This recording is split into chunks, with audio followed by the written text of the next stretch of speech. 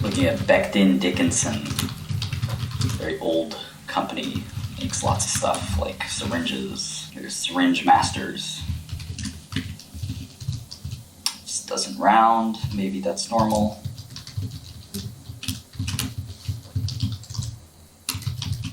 $53 billion in assets. Now liabilities. Pretty levered. Responsibly, but a lot of leverage. Leverage is dead, if you didn't know.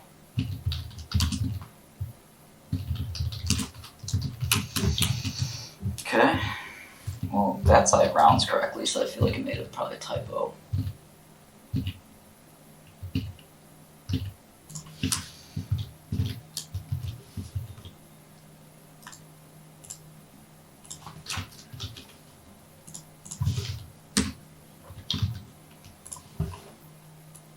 Okay, they spun off Embecta.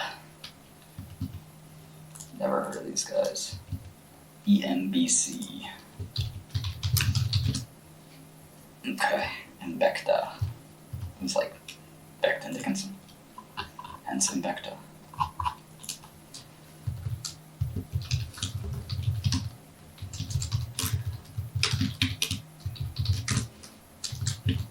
Medical, life sciences, and interventional.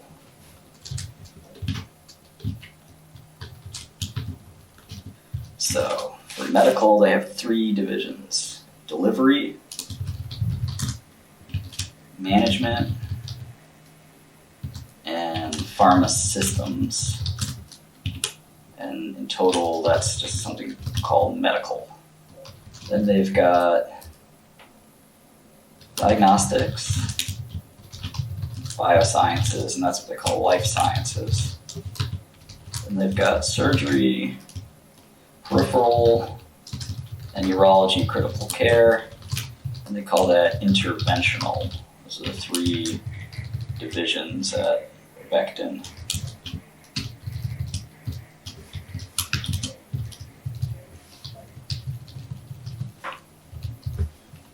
So let's see, they've got $1 billion in revenue. It's pretty diverse.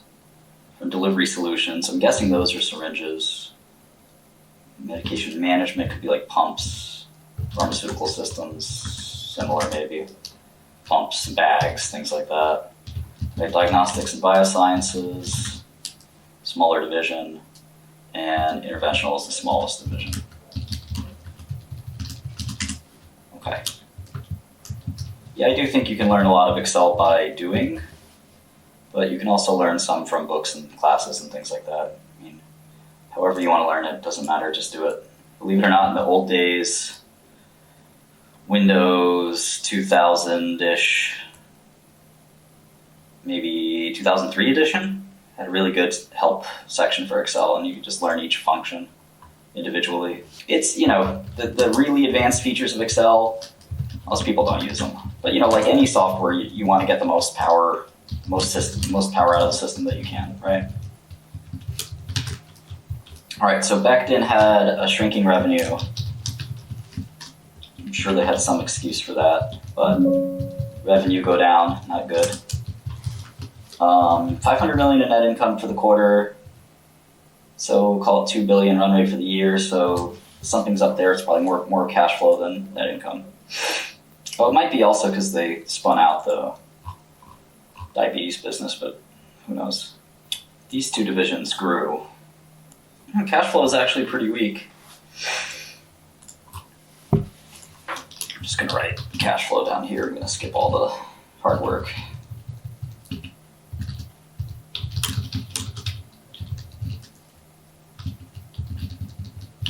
All right, so there was a 10K in 2022. Okay, I guess we can look at that. 1897, old American business.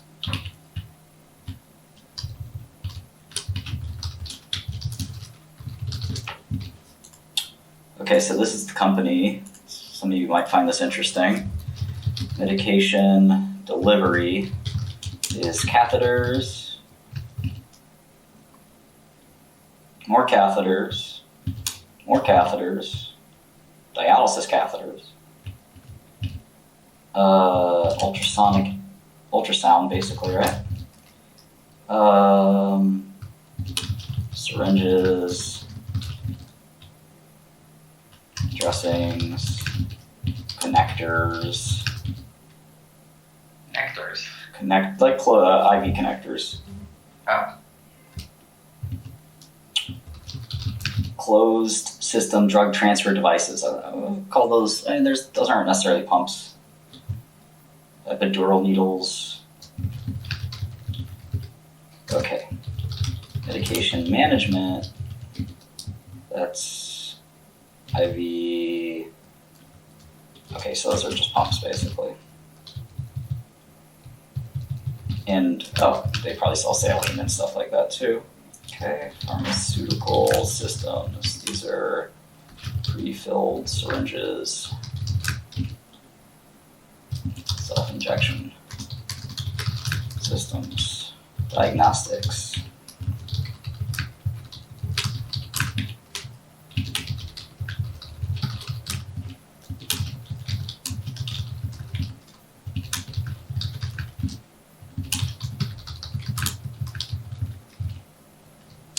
Pretty diverse medical device business, but kind of focused on basic products, if that makes sense.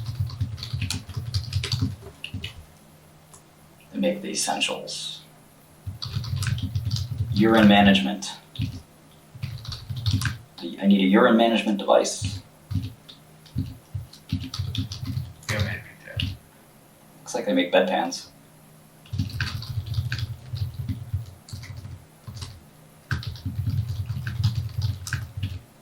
Oh, we got diversity statistics, more important than financial statistics. Executive genders, 31% diversity. 31% diverse. Like, how is that number? I think what they're trying to say is it's 69% men. Race is 23% diverse. That's really low. That basically means 77% white. But I don't know if they include Asian. Yeah, these sound like a bunch of white dudes. Thomas Poland, Richard Byrd, Chris 𝗟𝗑𝗏𝗧𝗦𝗍𝗍, 𝗠𝗡𝗦𝗣𝗍𝗍𝗏.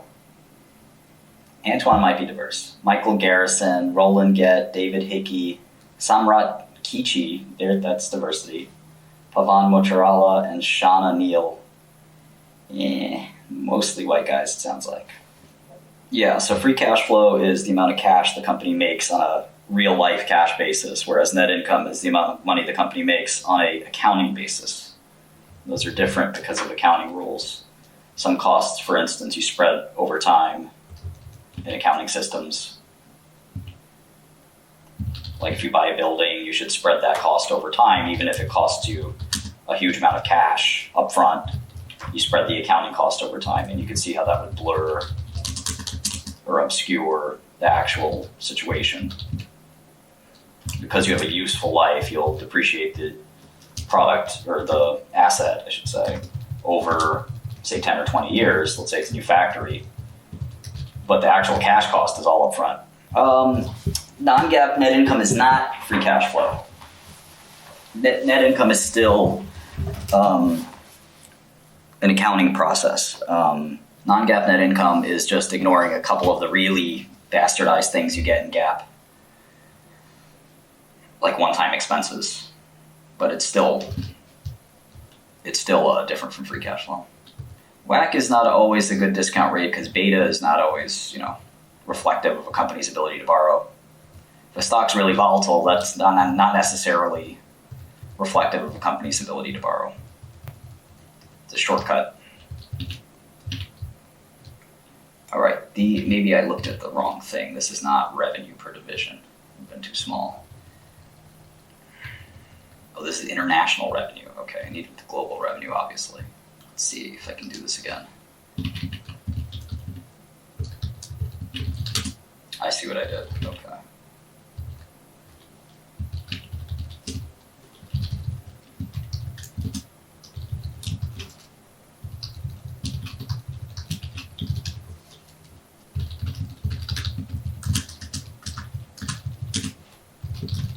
Okay, there we go. Happy little trees. Okay, they had a big bump from COVID, it looks like. So that might be what's going on with the business declines.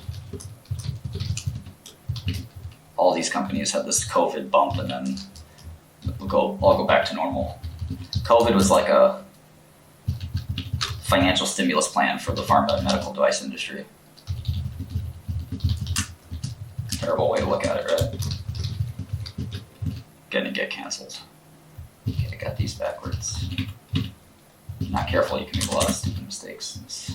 10, 8, 70, 10, 3, 9, 3, 7, 9, 26.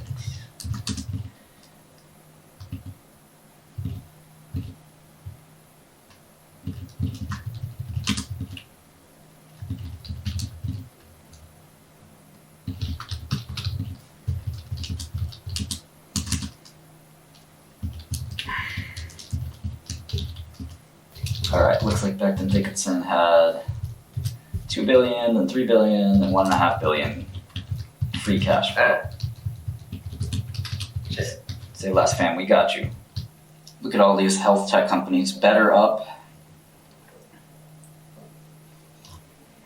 This is like a coaching, life coaching, how's Cloudflare doing? Oh, I don't like that. mental health coaching.